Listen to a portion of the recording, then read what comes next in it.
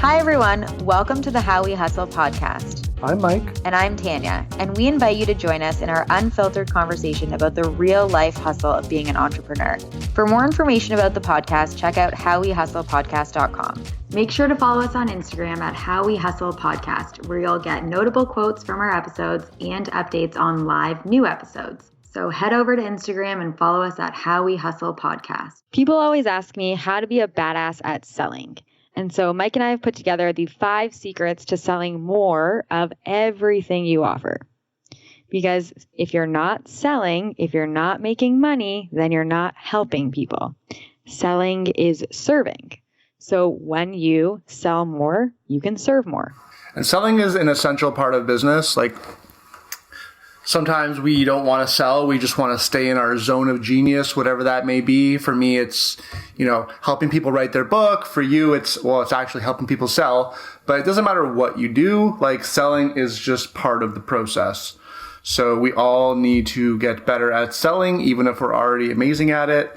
There's always like things that we can do to really kind of up level a little bit. So we put together this little list.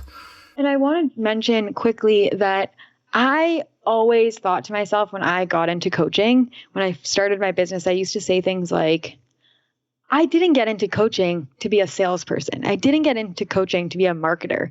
But the thing is, what I realized is if you're in business, you're in sales. You have to sell to have a business and to have a healthy business. But so I reframed it to the more I sell, the more people I help. So the more money you make, the more people you help. Yeah. And selling, it's a fact of life. There's selling involved in everything we do. Even if we don't think we're selling, like we are, whether it's like trying to convince our partner that we want to do this on the weekend, it's all selling, right? So we might as well just get better at it. Mm-hmm. And I do think about it as offering something to people that you already know that they want. So the way that we sell is we don't convince people to buy something from us or to join our program or to hire us to do something. It's not about convincing them that you're the right fit. It's about giving something to people that they already want. So if I don't know that something's available, let's say I want to buy a pink car, but I don't know that pink cars exist, then I'm going to settle for something else. So it's offering something to people that they already want. Yeah. So the best way to do that is to really let people know what you're selling. And this leads into secret number 1, which is to share your unique value proposition, right? So this is about being very clear about what your unique value is. Like for me, I help people, get their books published and launched, but my unique value is that I write the books for people. That is like my unique value. When I talk to people on the phone, I make sure to emphasize that that is my unique value. That's what differentiates me from other people that are like marketing companies that will help you with your book. So I have a unique value proposition and I emphasize that. Mm-hmm. I love that because you actually help them write it or write it for them rather than other people are really just like coaching them through the writing process. So it's very different. And then the thing is that people need to know that this is the difference. So by sharing how you're different, by sharing what is different about your company versus other book publishing companies is something that people need to know so that they can differentiate that they can differentiate you from others. And if they don't know that that's a possibility, people like me would never know that you could not be a great writer and actually still publish a book and make it a bestseller. So I always think it's so crazy that, Mike, not only do you write the book for people, you write the book for people in 90 days or less, plus they only actually have to put in 5 hours of their time, which always blows my mind. So it's a very unique space and a unique product that you're offering to people who have always wanted to be authors or write a book, but were struggling with the fact that either they didn't have enough time, they thought it would be a super long process, or that they're just not great writers. Yeah, and just to clarify, that 5 hours is just me picking your brain in a conversation so that I know what to put in the book for you. And one of the things this is something I did with my last business, and this is something I did with my current business, is when I started it, I I really tried to model my business after another person's business. And then as I kept going, I realized that like my biggest value is like myself, right? So the more I do it, the more that I realize that like what makes me great is like my unique value. It's like I should focus on what makes me different and emphasize that, as opposed to try and change myself to be more like someone else in the space. Like when you focus, like there's only one you, right? There's only one me, there's only one you. So if you sell that, then there's no competition, right? Because there's only one you. So like focus on what makes you unique. And I think like just to clarify with that, it's more that people buy from people they like. Like if they like you, they're going to want to work with you. They're going to want you to be on their team. They're going to want to join whatever you're doing. But if they like someone else better, they resonate with someone else better, then they're going to choose that company instead. And it's not so much about the features of the company or what's included, so much as it is about the actual person. And that's why a lot of brands will use celebrities in their marketing, is because when people like the celebrity, they're more inclined to like the product. On that note, like, let people know who you are. And this is something that, you know, you've always talked about, but like, and actually this rolls into our second secret. So why don't we start with that? The second secret to selling is to not censor yourself.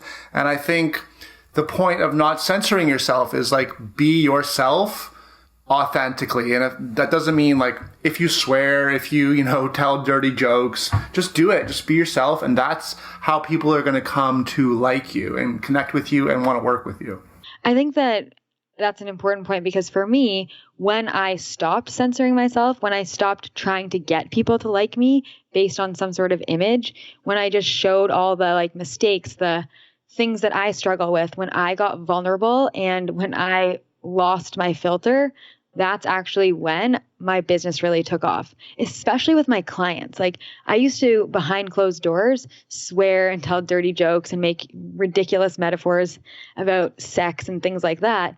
And I only started to do that more outside of my client calls because my clients told me to. So I had to learn that, like, you know, through the journey. I didn't start off being like, oh yeah, I can say all this stuff out loud, but my clients loved it so much. They were like, if only other people could hear you saying these types of things, like they would die of laughter, you know, and like they would definitely want to work with you. So I kind of took a cue from them to be like, maybe it is okay if I show exactly how I am and not censor myself, not filter what I want to say. And that includes like calling people out. Like I call a lot of people out, both on video, on this podcast sometimes, in my coaching, in my posts, because I find that people are hiding behind their excuses or hiding behind their own stories in their mind. And if I don't call them out, I'm not doing my job as a coach.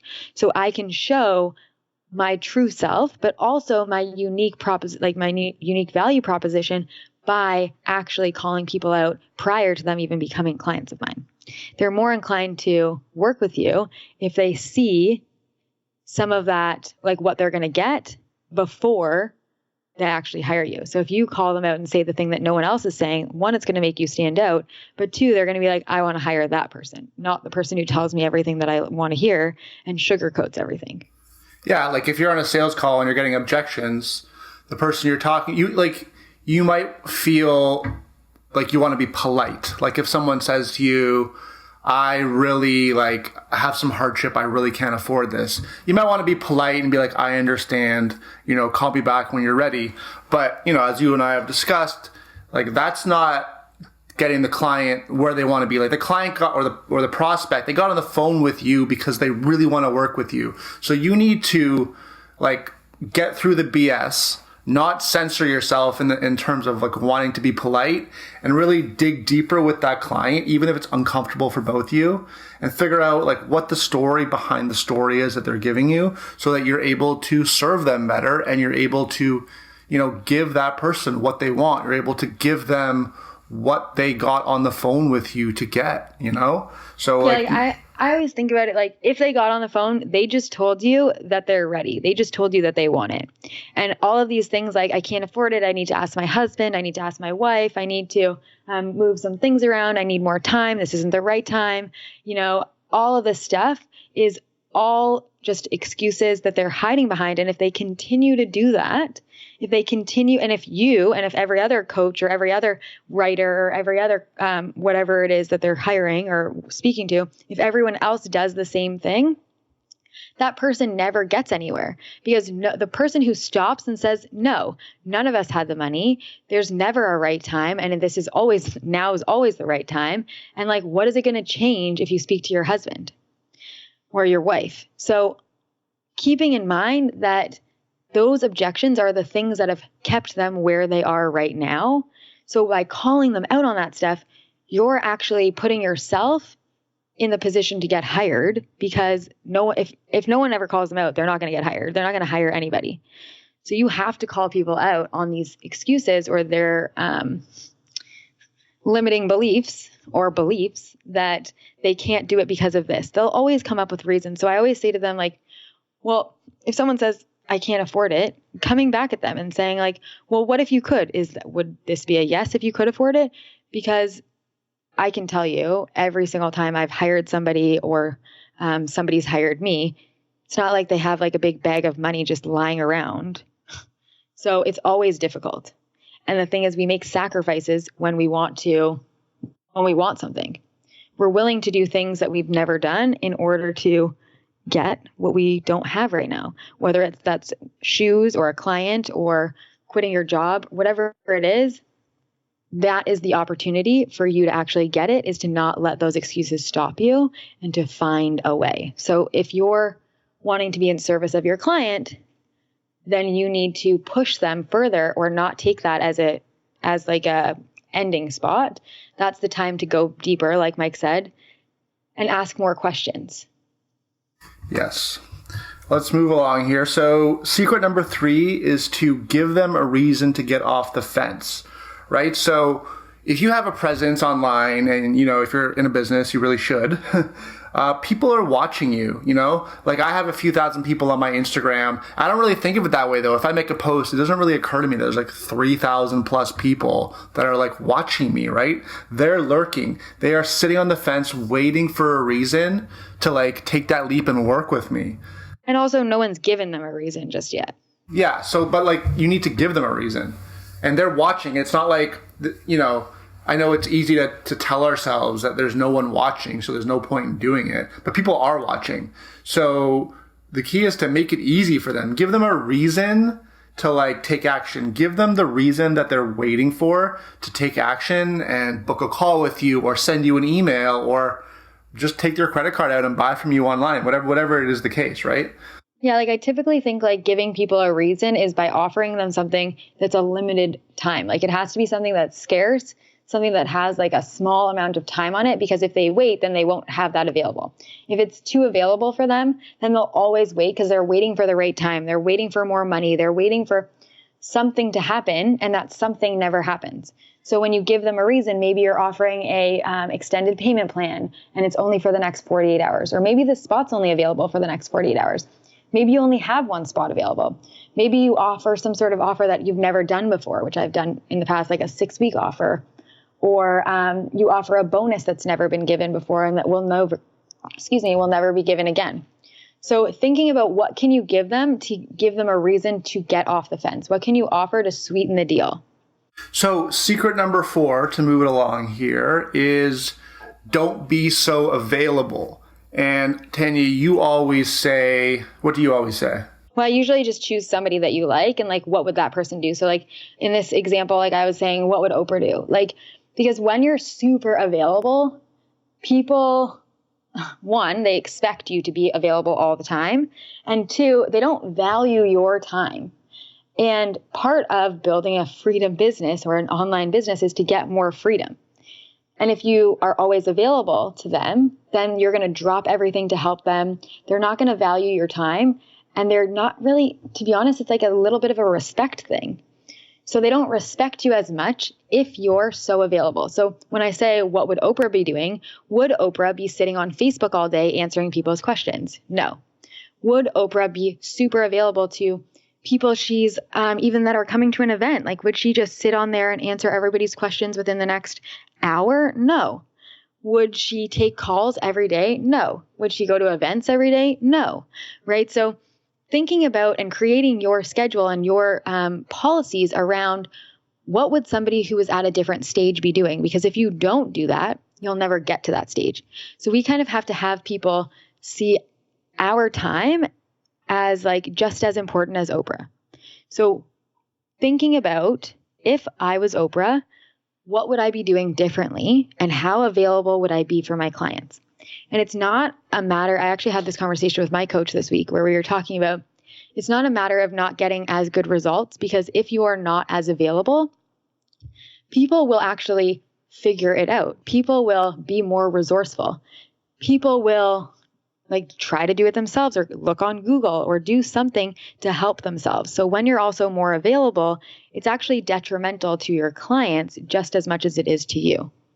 So remembering that your clients will get better results when you're less available, plus you will enjoy your life more, not be so resentful towards your clients or your business that you built, because you have time off and you have specified time when you do answer questions and when you don't. And that way, then you can get to that other level, because maybe you'll be able to take other opportunities. Maybe you'll travel more. Maybe you'll meet more people. Maybe you'll go to events. Yeah, that's actually, it's counterintuitive, because you were helping me with this very issue, and you were looking at my booking calendar and you were like, whoa, like way too available. And my intuition is telling me, well, I don't want to be less available and then not be able to accommodate people that want to work with me. So I really needed to shift my mindset to accept what you were telling me, that I also want people to come to me who are already showing some level of commitment to do what it takes to work with me. Like if someone has to shift something around so they can book a free call with me, like I want the kind of people calling me who are willing to do that.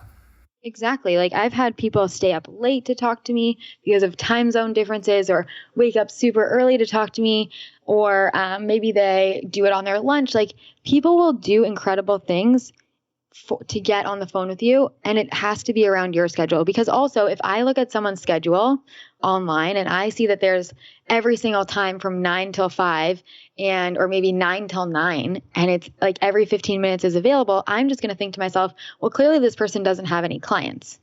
So it's also like a perception thing. Like I don't want to take free calls every day. Like that's one, a lot of energy. Two, like you need to be in the right headspace for that. And also, my paying clients come before any free call comes. So I need to make specific times for free calls and specific times for my paying clients. And so the availability for free calls is much less than for my current clients, but people will figure it out. Like that's not my business. Like part of it is, if they want to work with you, like you said, if they want to work with you, they'll figure it out. Same thing with their business. If they want to make it successful, they'll figure it out. What do they have to do? And what are they willing to do in order to be successful? That's kind of like an exercise in itself. All right, good. So the final secret is something we've talked about a million times, but if you want to be successful selling, and this is certainly something that like, it's not like you get there. It's something you have to work on over and over and over and over. But you need to always like focus on your mindset. You need to shift that energy to a place where like you're going to sell. So should we say it again? Okay. I say it all the time and I never think that it gets old, because everybody needs to hear it over and over. It's like selling is serving. If you're not selling, you're not serving people, which means like if you got into your business to help people, which every single person I know, that's what they got into their business for. If you got into business to help people, you're not helping anybody if you're not selling your services. If they don't know about your services, they can't purchase your services. And then if you are not making money, you're going to have to go back to a job. And if you go back to your job, you can't help people. So it's a vicious cycle that if you don't sell, you don't serve. And so reframing what you think of when you are considering, well, I don't want to be salesy. Well, I don't want to say this and I don't want to say that and I don't want to push people. Remember that if you don't push people, they don't get help. If you are not salesy, there are people out there that won't know that you can help them. They'll always stay stuck. Do you want people to stay stuck? And is this in service of them? Because a lot of people will say, well, I did it once, Tanya, or I did it twice that week.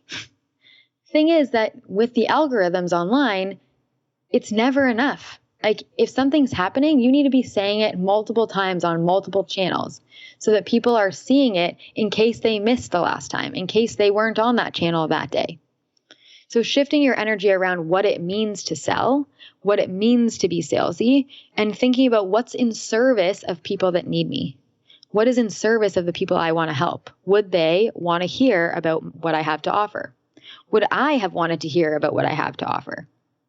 And you give a really good tip, which I'm going to implement ASAP, but to make a habit of it, to designate 3 days a week to sell, right? And that just means like 3 days a week, you're making an offer. Whatever the offer is, it can be for this, it can be for that, but 3 days a week, you're making an offer to the people online, the people on your list, the people you talk to. You're making an offer. So you're getting into the habit of always selling, of always being in service of others and always offering your, value to other people. Mm-hmm. I love that because it gets you like once you have that outline, like, oh, I have to sell my services that day. There's no question about like, well, what am I doing today? When am I going to do it? You have to actually designate certain days to selling because if you don't sell for a whole week, that's like people, one, that's money you didn't make for the whole week. And two, that's people who are stuck right now who needed your help. They weren't able to get any help that week. So I want to also say that like with that, means that you have to talk about how incredible you are. It's not only about your products or your programs like we were talking about earlier, it's a lot about you too. So if you're not talking about the things that make you special, the things that make you different, people don't know about it. Now you just sound like every other coaching program or every other writer out there. They need to differentiate you by what you're great at and sometimes like, yeah, none of us want to say, oh, I'm so awesome at this because it comes off as cocky, but it's confidence, and confidence is key to selling. Confidence is key to being successful. If you don't believe in you, why would anyone else believe in you? Right? If you're not willing to invest in yourself, other people are not going to be willing to invest in you. So sometimes it gets tiring about talking about what makes you so great because, it's been beaten out of us in society. But the key is if you don't do it, no one else is going to do it for you because you can't rely on other people to sell your services. You can use that sometimes. You can ask for people to help or people to share testimonials or people to talk about it, but it's not their job. It's your job. You're the business owner. It's your job to sell your services. So don't rely on other people to tell you how great you are. Start telling yourself that you're great. I would make that a habit too. So sales really is the answer to everything. If you get good at sales, you can, get everything that you want and deserve out of life. So use these 5 secrets and become a badass at selling. And that's a wrap on another episode of How We Hustle. For more information, check out howwehustlepodcast.com.